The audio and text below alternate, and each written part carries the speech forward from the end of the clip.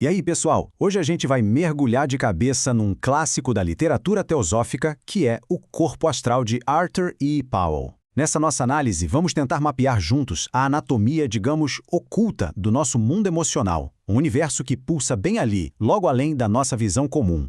Para começar, vamos pensar numa coisa. Qual é a real natureza dos nossos sentimentos? Daquela raiva que queima por dentro até o amor que parece que expande o peito.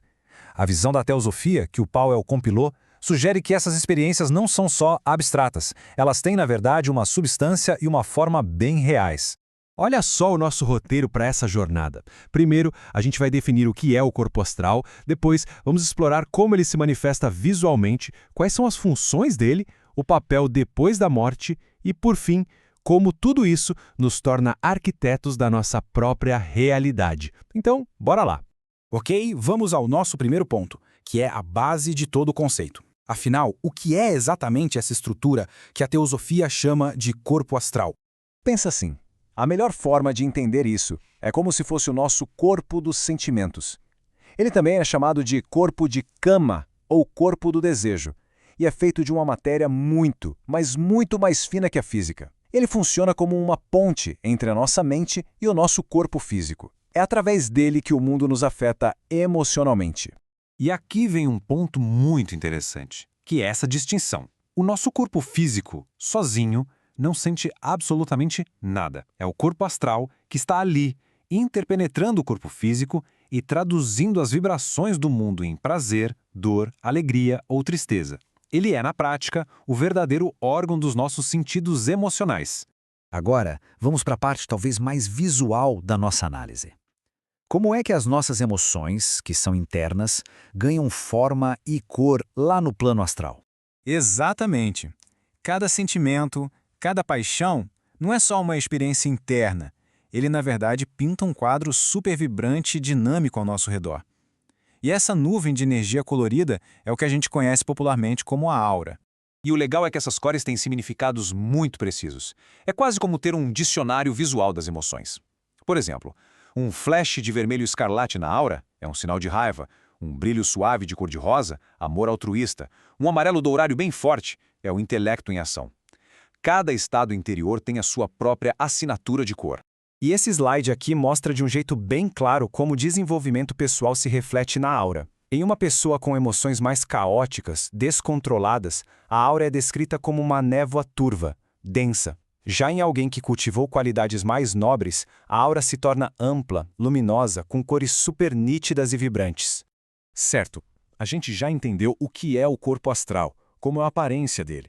Mas, na prática, para que ele serve? Quais são as funções dele no nosso dia a dia?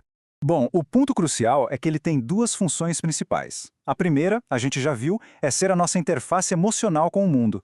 A segunda é ainda mais fascinante. Ele serve como um veículo que permite que a nossa consciência opere de forma totalmente independente do corpo físico. É exatamente aqui que a mecânica por trás dos sonhos e das experiências fora do corpo é explicada. Durante o sono, o corpo físico descansa, mas a consciência, vestida no seu corpo astral, se liberta. É nesse estado que acontecem as viagens, os aprendizados e as interações no mundo astral, que muitas vezes a gente lembra só como sonhos bem vívidos. E essa ideia nos leva, claro, à próxima grande questão. Se o corpo astral se separa só um pouquinho durante o sono, o que acontece quando essa separação é permanente com a morte? Depois da morte do corpo físico, a consciência continua vivendo no corpo astral, num estado que eles chamam de cama louca. É muito importante entender que isso não é um lugar de castigo, não é um inferno, mas sim um processo natural de purificação, onde os desejos e apegos da vida na Terra vão sendo, aos poucos, dissolvidos. E a qualidade dessa experiência pós-morte é um reflexo direto da vida que a pessoa levou. Uma existência dominada por paixões egoístas e materialismo acaba resultando num corpo astral mais denso, que por sua natureza gravita para as camadas mais sombrias do plano astral. É a lei de causa e efeito na sua forma mais pura. Tudo isso nos traz a nossa seção final, que amarra todas essas pontas. Se as nossas emoções e desejos moldam o nosso corpo sutil e até a nossa experiência depois da morte, qual é o nosso papel ativo nisso tudo? É aqui que a gente chega num dos conceitos mais impactantes do livro: os pensamentos não são coisas inertes. Cada pensamento forte, cada emoção intensa gera o que se chama de forma-pensamento. É como se fosse uma entidade de energia viva e semi-inteligente que passa a existir no plano astral. E a descrição disso é bem concreta. Um pensamento de ódio pode se tornar literalmente uma arma astral. Em contrapartida, um pensamento amoroso, de proteção, direcionado a alguém, pode criar uma barreira de energia, um verdadeiro guardião elemental. Ou seja, a todo momento estamos criando e enviando essas energias para o mundo.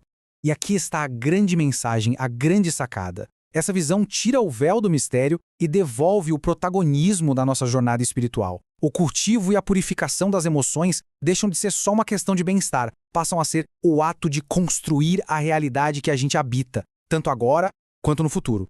Para fechar, fica a reflexão. Se cada emoção que a gente sente colore a nossa aura e cada pensamento que temos cria uma forma viva, que tipo de universo, interno e externo, a gente está arquitetando neste exato momento? A resposta, segundo essa visão, está inteiramente em nossas mãos.